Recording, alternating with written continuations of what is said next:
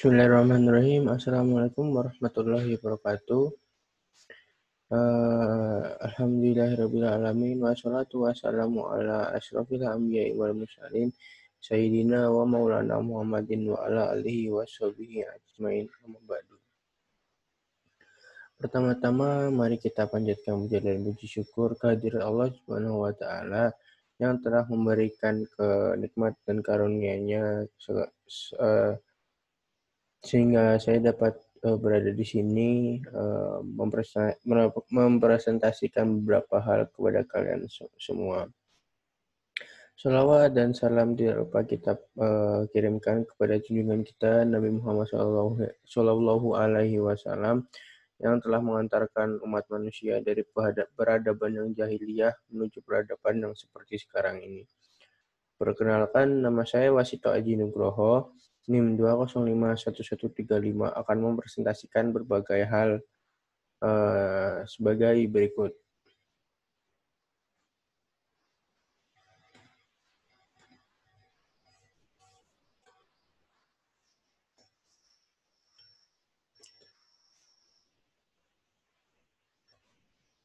Pribadi yang bertakwa.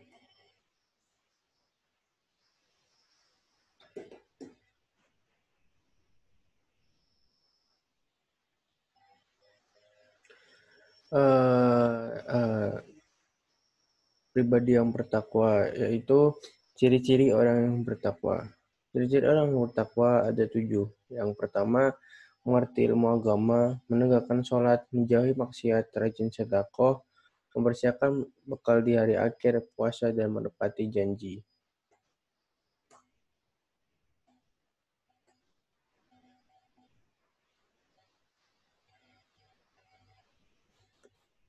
Kemudian orang yang bertakwa. Orang yang bertakwa akan mendapatkan pujian dari Allah Subhanahu wa taala serta Allah akan menjanjikan pembalasan dan karunia-Nya di hari akhir kelak. Allah serta akan memberikan ucapan terima kasih dan penghormatan kepada kita orang yang bertakwa. Orang yang bertakwa senantiasa akan dicintai oleh Allah Subhanahu wa taala. Dan orang yang bertakwa urusannya akan ditangani, diatur, dan diawasi langsung oleh Allah Subhanahu wa taala. Serta Allah akan menghilangkan segala kesulitannya sebagai orang yang bertakwa. Takwa dan kesolehan pribadi. Kesolehan individual atau kesolehan pribadi kadang disebut juga dengan kesolehan ritual, karena lebih menekankan dan mementingkan pelaksanaan ibadah ritual seperti sholat, puasa, zakat, haji, zikir, dan lain sebagainya. Disebut kesalahan individual atau kesalahan pribadi karena hanya mementingkan ibadah yang semata-mata berhubungan dengan Tuhan dan kepentingan diri sendiri.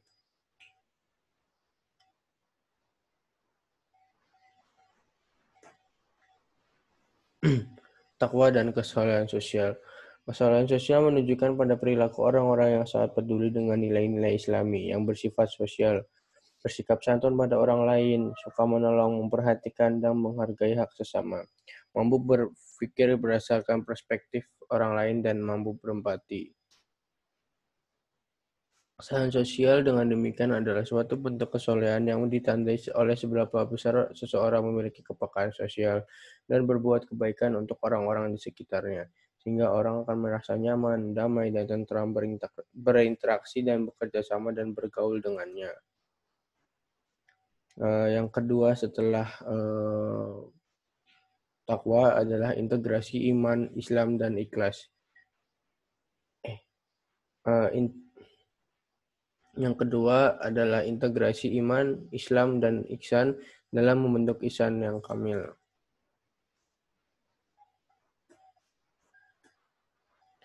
Pengertian iman, Islam, dan ihsan. Iman, Islam, dan ihsan adalah pokok-pokok ajaran Islam. Trilogi iman, Islam, dan ihsan disebut juga akidah, ibadah, dan akhlak. Iman adalah kepercayaan atau keyakinan. Islam adalah pelaksanaan atau pembuktian keyakinan. Ihsan adalah etika dalam keyakinan dan pengamalannya.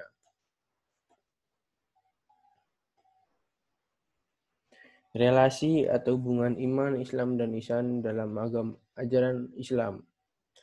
Orang akan bisa dikatakan Islam atau Muslim apabila telah melakukan amalan-amalan dohir yang terlihat seperti yang telah tertera dalam rukun Islam.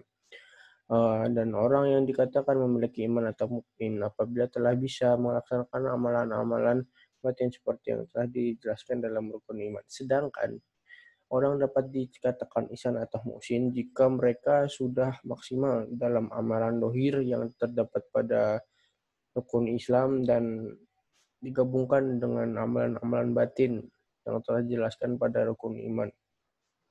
Dan akan terciptalah ihsan. Pengertian ihsan kamil.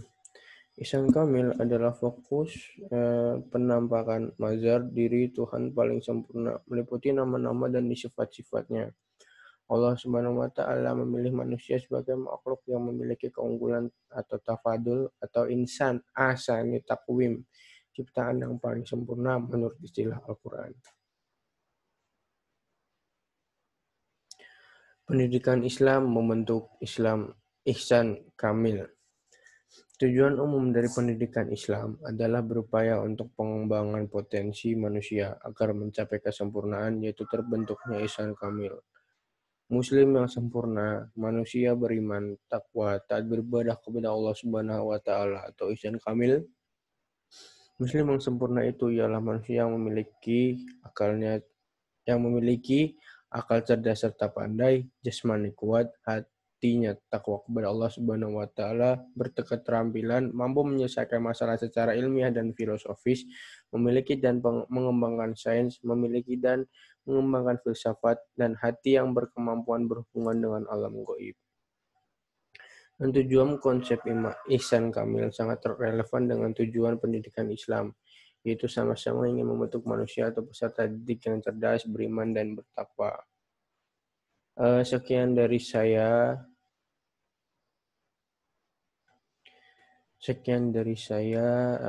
Maaf bila ada perkataan yang salah, dan terima kasih sudah mendengarkan presentasi dari saya.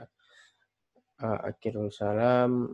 Bila ada perkataan kata datangnya dari saya sendiri, dan bila ada kesempurnaan datangnya hanya dari Allah Subhanahu wa Ta'ala. Akhirul salam. Wassalamualaikum warahmatullahi wabarakatuh.